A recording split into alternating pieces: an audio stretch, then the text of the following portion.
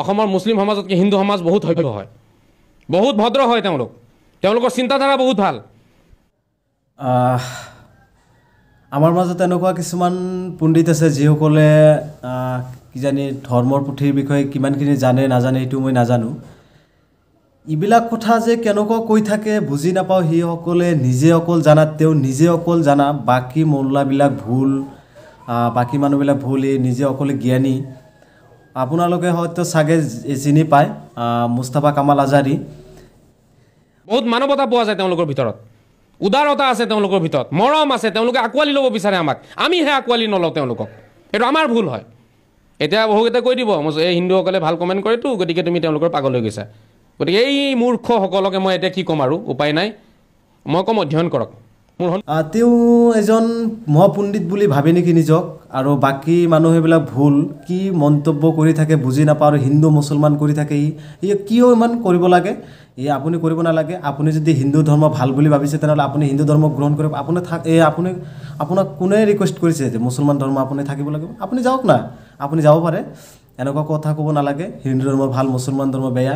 কোনো ধৰ্ম বেয়া নহয়। আজিকালি চব মানুহ শিক্ষিত হৈ গৈছে, বুজি পায় নিজৰ নিজৰ ধৰ্ম নিজৰ নিজৰ ওচৰতে ডাঙৰ।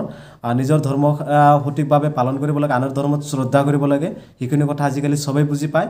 আজিকালি এনেকুৱা মানুহ নাই আপোনাৰ নিচিনা ভণ্ড পণ্ডিতসকল আমাৰ সমাজত। মুখত বহক কথাবোৰ, সেইকাৰণে মই কাৰাকে ক'বলগীয়া হৈ গৈ আছে। এতিয়া মোক কোনোবাই দালাল বুলিও ক'ব, কিন্তু কথা এইটোৱে শুদ্ধ। আমাৰ যিটো উদাৰতা মই হিন্দু সমাজত পাওঁ, যিখিনি তেওঁলোকৰ উচ্চ এটা চিন্তাধাৰা পাওঁ, মই নাপাওঁ মুছলমান সমাজত। বহুত কম পাওঁ, আছে যদিও বহুত কম। জীয়াই থাকিব সিমান দিন আমাৰ মাজত এনেকুৱা নিগেটিভিটিবিলাক আহি থাকিব। যিয়ে নহওক, আপুনি আহি ছ'চিয়েল মিডিয়াত ইমান বকি থাকিব নালাগে। আপুনি চাগে জ্ঞানী মানুহ হ'ব, মই সিমানখিনি নাজানো, কোনো ধৰ্মৰ বিষয়ে নাজানো। তথাপি আপোনাক কৈছোঁ, আপুনি ইমান কথা কৈ থাকিব নালাগে। আজিকালি আমি হিন্দু মুছলমান সকলোৱে ভাই ভাই, আমি সকলোৱে শান্তিপূৰ্ণভাৱে চলিব বিচাৰোঁ, কোনো কাজিয়াৰ সৃষ্টি নোহোৱাকৈ। আৰু আপুনি যি মন্তব্য, যি মইমতালি কৰিছে, আপুনি যি মনত আহিছে তাকে কৈ ফুৰিছে। আপোনাৰ নিচিনা বাকী মৌলাবিলাক ইমান এনেকুৱা মূৰ্খ নহয় যে আপোনাৰ পিছে পিছে দৌৰি থাকিব। আৰু আপুনি এনেকুৱা কথাবিলাক এনেকুৱা কথা বতৰাবিলাক ক'ত পায় আৰু ক'ত কেনেকুৱা কৈ দিয়ে বুজি নাপাওঁ। আৰু আপোনাৰ নিচিনা মৌলাবিলাক আনো নহয় যে আপোনাৰ পিছে পিছে দৌৰি থাকিব আৰু আপুনি ফেচবুকত এটা ভিডিঅ' বনাই এৰি দিব আৰু তাৰ পিছে পিছে আপোনাৰ নিচিনা মৌলাবিলাকে চাই থাকিব। মৌলাবিলাকৰ কাম বন আছে, আপোনাৰ নিচিনা কাম বন নোহোৱাকৈ নাথাকে নহয়। আৰু মৌলাবিলাক যদি ভুলে আছে তেনেহ'লে আপুনি এটা কাম কৰক, আপুনি মৌলাবিলাকৰ ওচৰত যাইখিনি বহি শুধৰাই দিয়ক। আপুনি ইমান মিডিয়াত আনি বকি থাকিব নালাগে। আৰু আপুনি মুছলমান ধৰ্মই আঁকোৱালি নল'লে হিন্দু ধৰ্মসকলক আপুনি আঁকোৱালি লওক। আপোনাক কোনে মানা কৰিছে? আপুনি যাওক না, আপুনি আঁকোৱালি লওক। আপুনি এনেকুৱা কথা ক'ব নালাগে। আপুনি ক'ৰ পৰা ইমানখিনি, আপুনি ক'ৰ দালাল হয়? আপুনি ইমান দালালি কৰিব নালাগে, আপুনি ভণ্ডামি কৰিব নালাগে।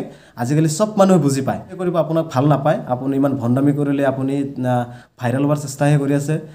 এনেকুৱা কৰিব নালাগে। আৰু আপুনি নিজৰ বদনাম নিজে কৰি আছে। পিছত কিন্তু চাব, আপুনি পিছত বুজি পাব আপুনি কি কৰি আছে। সেইকাৰণে এনেকুৱা কথাবোৰ ক'ব নালাগে যাতে পিছৰ জেনেৰেশ্যনত মানে কিবা এটা হৈ যায়।